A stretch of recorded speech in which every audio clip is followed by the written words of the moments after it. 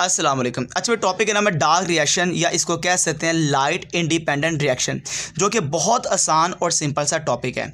ये एक ऐसा रिएक्शन है जो क्लोरोप्लास्ट के अंदर जो खाली जगह स्ट्रोमा वहाँ पे चलता है, और ये प्रेजेंस और एब्सेंस दोनों हालात पे, सनलाइट की प्रेजेंस हो या एब्सेंस हो, दोनों हालात पे ये रिएक्शन चल सकता है, जिसका नाम क्या, डार्क रिएक्शन। ठीक है, अगर देखा जाए इस पूरे रिएक्शन के अंदर हमने शुगर को बनाना है, और वो शुगर कौन सी है, G3P, जिसका नाम है ग्लिसर एल्डिहाइड 3 फॉस्फेट। हमने इसको बनाना है।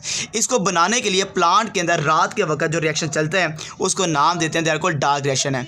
इसको डिस्कवर करने वाला जो साइंटिस्ट है उसका नाम मेल्विन कैल्विन है, और इसको इसकी वजह से अगर देखा जाए तो इस साइकिल को हम कैल्विन साइकिल का नाम भी देते हैं, और ये एक ऐसा साइकिल इसने डिस्कवर किया जिसकी वजह से इसको अवार्ड मिला नोबेल प्राइज़ का। इस पूरे रिएक्शन को एक लाइन पे एक्सप्लेन करते हैं।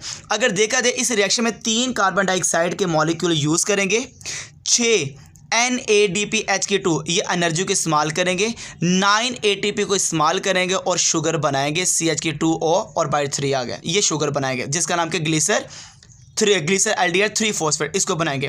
जब 6 NADPHK2 इस्तेमाल हो जाएगी तो वापस हमारे पास खाली होकर आ जाएगी 6 NADP, हम हाइड्रोजन को यूज़ कर लेंगे, और उसके बाद ATP जब यूज़ हो जाएगी तो ये दोबारा क्या बन जाएगा, 9 ATP बन जाएगा, और 9 फॉस्फेट हम यूज़ कर लेंगे, और इस रिएक्शन के दौरान 3 वाटर के मॉलिक्यूल भी हम बनाएंगे, वो भी के इस रिएक्शन में बनते हैं।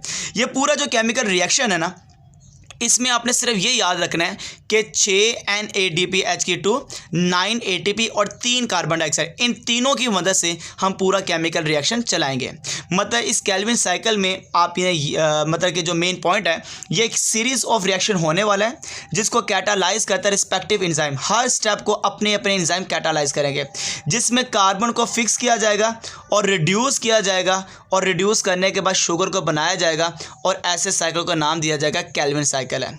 इस साइकिल में सबसे पहला जो प्रोडक्ट होगा वो 3 कार्बन वाला कंपाउंड होगा, और वो जो 3 कार्बन वाला कंपाउंड है आफ्टर कार्बन फिक्सेशन, इस वजह से इसका साइकिल को एक और भी नाम दिया जाएगा, C3 पाथवे का नाम भी देते हैं, C3 पाथवे का। तो हम स्टार्ट करते हैं इस टॉपिक को, और ये बहुत आसान और सिंपल सा साइकिल है जो आपने स्टेप वाइज करके एक एक पॉइंट को समझ लेना है, और आपने इसी को अपने अल्फाज में बयान भी कर देना है, और इंशाल्लाह गलत नहीं होगा।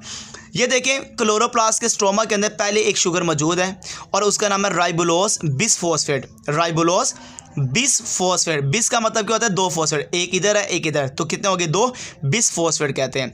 इसको आप RUBP कह सकते हैं। अब ये जो शुगर है पहले की जो मौजूद है, इसके बाद 5 कार्बन है, 1 2 3 4 5 कार्बन वाली 3 शुगर मौजूद है, तो कितने मॉलिक्यूल हो गए, 3 मॉलिक्यूल, और कितने कार्बन, 5, तो 3 × 5 15 कार्बन टोटल है। और वैसे अगर 15 कार्बन है तो किसके अंदर है, 3 मॉलिक्यूल्स के अंदर, और इन तीनों का नाम क्या है, राइबोलोस बिसफॉस्फेट। अब इस साइकिल के अंदर 3 कार्बन डाइऑक्साइड दाखिल होते हैं, एक कार्बन इसको मिल जाता है, एक कार्बन इसको मिल जाता है, एक कार्बन इसको मिल जाता है। जब इनको कार्बन मिल गया तो आप देखेंगे ये वाला 6 कार्बन में चेंज हो गया, ये वाला 6 कार्बन में चेंज हो गया, ये वाला 6 कार्बन में चेंज हो गया। अब ये जो 6 कार्बन वाली शुगर है, तीनों की तीनों, ये तीनों की तीनों अनस्टेबल मॉलिक्यूल है, और ये टोटल कितनी है, 1 2 3, टोटल कितने मॉलिक्यूल है, 3 मॉलिक्यूल है, और ये तीनों की तीनों क्या बेटा, अनस्टेबल है। अब 3 मॉलिक्यूल है, कार्बन कितने हैं, एक के पास 1 2 3 4 5 6 हैं, 3 × 6 टोटल 18 कार्बन है, और किस फॉर्म में बेटा, 3 मॉलिक्यूल में। अब ये तीनों अपने आप को सेंटर से ब्रेक कर लेती हैं। जब तीनों आपस में सेंटर से ब्रेक कर लेती है तो आप देखेंगे 1 2 3 4 5 6, टोटल हमारे पास 6 शुगर आ चुकी हैं, 1 2 3 4 5 6, और 6 के 6 जो फॉस्फेट है, 3 ये देखें एक साइड पर लगे हुए हैं, ठीक है, ये सारे फॉस्फेट आ गए। अब इसको क्या नाम देते हैं, जो पहली शुगर बनी है स्टेबल, 3 फॉस्फोग्लिसरेट, तीसरे नंबर पे फॉस्फेट है, जैसे आप कह सकते हैं number 1 carbon, number 2, number 3 phosphoglycerate, यह आपके सामने बन चुका है, 3 फॉस्फोग्लिसरेट। टोटल कितनी है, 1 2 3 4 5 6, टोटल 6 मॉलिक्यूल है। आप इसको 3PGA भी कह सकते हैं, या आप इसको कहते हैं 3 फॉस्फोग्लिसरेट। अब टोटल 6 है, 6 × 3, तो टोटल कितने कार्बन है, 6 × 3 में टोटल 18 ही कार्बन है। कार्बन ना ऊपर हुए ना नीचे हुए, जितने ऊपर थे उतने इधर आ गए। पर अब ये जो शुगर है 3 कार्बन वाली है, ऊपर कितने कार्बन थी, 6 वाली, ये कितने वाली है, 3 कार्बन वाली, हमारे पास कितने आ गए, 6 मॉलिक्यूल आ गए। अब हमने आपको बताया था कितने एटीपी यूज़ होंगे? 9। 9 में से मैं 6 इस्तेमाल कर रहा हूँ भाई। 6 एटीपी यूज़ किए और 6 क्या बन गई? एडीपी। और इन 6 में से हमने 6 फॉस्फेट को ले लिया।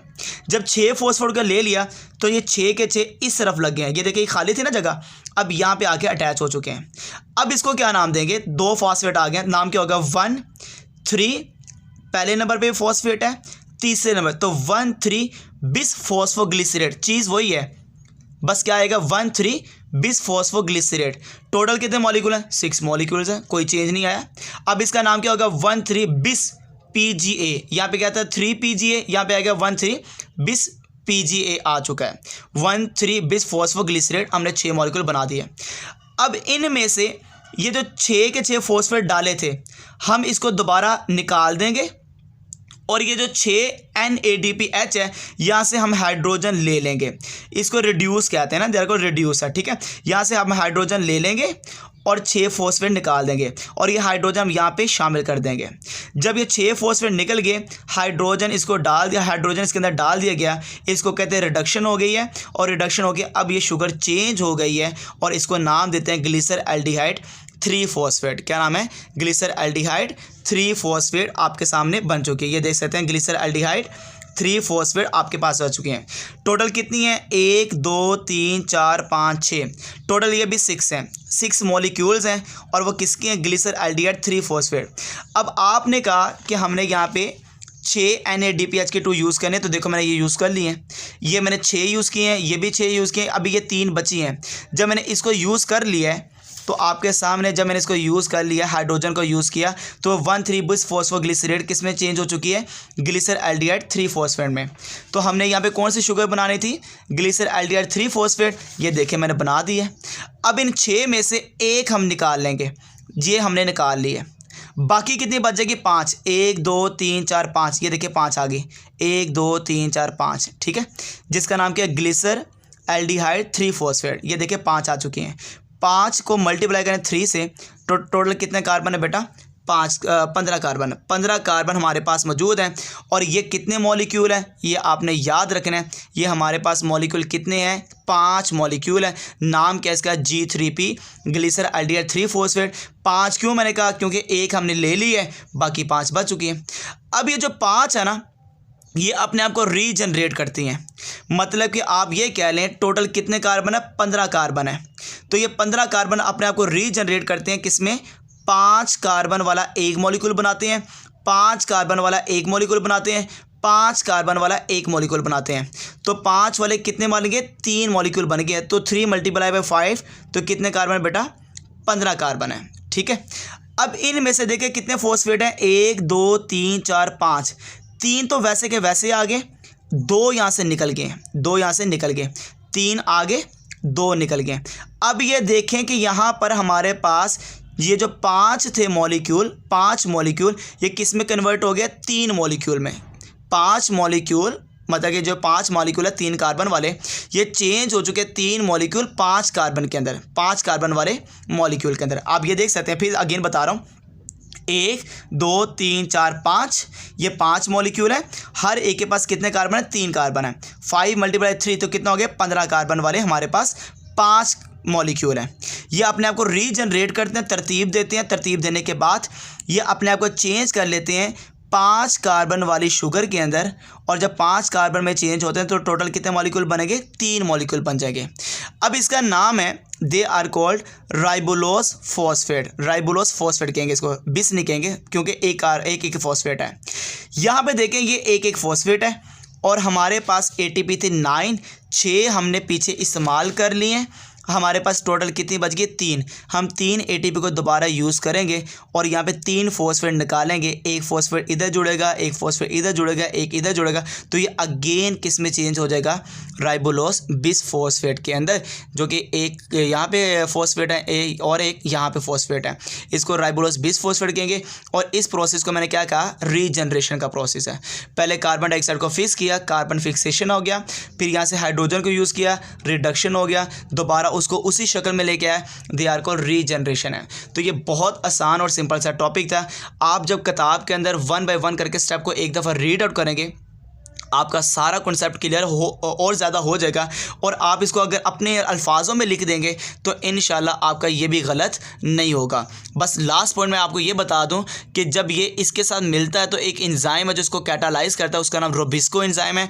तो रोबिस्को एंजाइम की मदद से हम राइबोलोज बिसफॉस्फेट का 3 कार्बन डाइऑक्साइड के साथ रिएक्शन करवाते हैं। ये बहुत सिंपल सा टॉपिक था जो आप एज इट इज़ ही पेपर में अपने अल्फाजों में या आप किताब की वर्डिंग लिख सकते हैं। कोई भी क्लास हो तो आप किताब को एक दफ़ा रीड आउट कीजिएगा, आपके सारे के सारे पॉइंट और ज़्यादा क्लियर हो जाएंगे। ओके बेटा, अल्लाह हाफिज़।